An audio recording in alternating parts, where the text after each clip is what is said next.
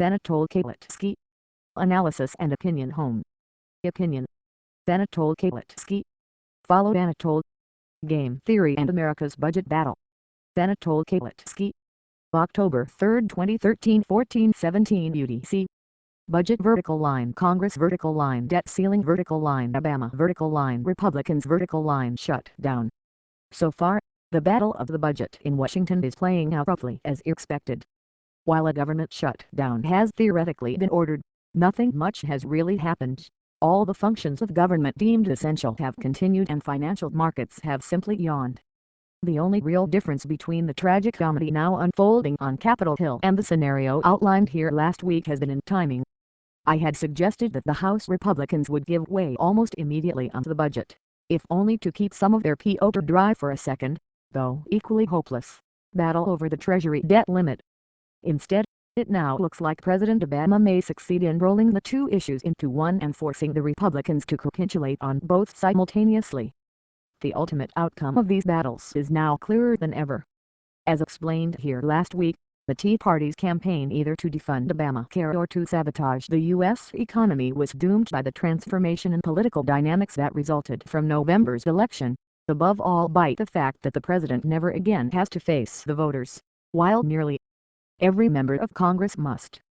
This shift in the balance of power made the Republicans' decision to mount a last stand on Obamacare, instead of attacking the White House on genuine budgetary issues, politically suicidal as well as quixotic. But while the outcome now looks inevitable, the timing of the decisive battle is important. Financial markets and businesses have responded with a tolerance bordering on complacency to the shenanigans in Washington, but this attitude could change abruptly if the House Republicans' capitulation is delayed too long. As they say in the theater, the only difference between comedy and tragedy is timing. The risk, as everyone now realizes, is that the battle of the budget, which turns out really to be just a minor tussle over the funding of a limited range of worthy but non-essential government services, remains in the stalemate right up to October 17, when U.S. Treasury is expected to hit its debt limit.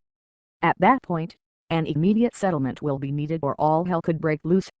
The key question for businesses and investors around the world, therefore, is whether the Republicans' impossible demands to defund Obamacare are removed from the budgetary bills comfortably before the October 17 deadline, or whether this capitulation is triggered by a financial crisis once the deadline draws too close. Until recently, the Republicans believed October 17 would be their moment of maximum leverage, since President Obama would have no choice but to make concessions or face an economic meltdown. But now it is becoming clear that Republicans will be the ones facing maximum pressure as the debt limit draws near. Game theory teaches that in such confrontations we must assess the costs to the players of fighting and also of backing down. Republican congressmen, if they continue fighting right up to the debt limit, will have to answer to voters for the economic mayhem that a Treasury default could cause. Obama, on the other hand, has nothing to fear from elections since he will never run again. The costs of retreat also favor the White House. For the president to back down and gut Obamacare would destroy what he sees as his greatest achievement and would confirm his lame duck status. For the Republicans, by contrast, allowing the budget and debt ceiling to pass would leave them exactly where they were a few weeks ago. Continue reading. Why Markets Don't Fear a Government Shutdown. Anatole Kaletsky. September 26, 2013, 14:44 UTC. Budget vertical line, fiscal policy vertical line, Republicans. Now that the worldwide panic over U.S. monetary policy is subsided, Washington is brewing another storm in a teacup, the budget and Obamacare battle that reaches a climax next Monday, followed by the debt limit vote required to prevent a mid-October Treasury default. The ultimate outcome of these crises is a foregone conclusion. As Senator John McCain told the press this week, we will end up not shutting down the government and not defunding Obamacare. He could surely have added that a Treasury default is also out of the question. But how exactly will Washington manage to dodge these bullets? As McCain added, I don't know what all the scenes are, although I've seen how this movie ends. Markets understandably fear that all the plot twists leading up to a seemingly satisfactory resolution could produce an economic horror film, crushing business and consumer confidence, damaging economic growth and triggering a major sell-off in global stock markets.